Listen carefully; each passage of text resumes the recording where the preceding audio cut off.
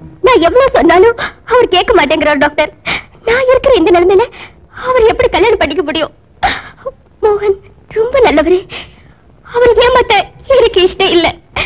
அவரோட எதிர்காலத்தை நான் பாழாக்க விரும்பல.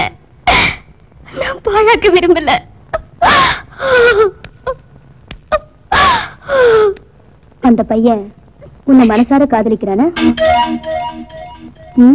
அவர் என்ன மனசார விரும்புறாரு. நான் இல்லன்னா அவர் உயிரே விட்டுடுவாரு. அவன் கிட்ட நீ உண்மையை சொல்லிட்டேனா கடைசி வரைக்கும் உன்னை கைவிட மாட்டா. கண்டிப்பா உன் கூட இருப்பா. டாக்டர். எஸ். அப்படின்னா அவருக்கு நான் துரோகம் பண்ணணுமா? இது வரைக்கும் நீ செஞ்சது மட்டும் துரோகம் இல்லையா? இப்படி இருக்கிற நீ எதுக்காக அவனை காதலிச்ச? இது எல்லாத்தையும் மூடி மறைச்சதுதான் நீ செஞ்ச பெரிய தப்பு. நீ அவனை பக்கத்துல நெருங்க விடாம இருந்திருக்கணும். இல்ல எல்லா விஷயத்தையுமே அவங்கிட்ட சொல்லி இருக்கணும். நீ ஏன் சொல்லல? ஏன்னா நீயும் அவனை காதலிச்சுக்கிட்டு இருக்க.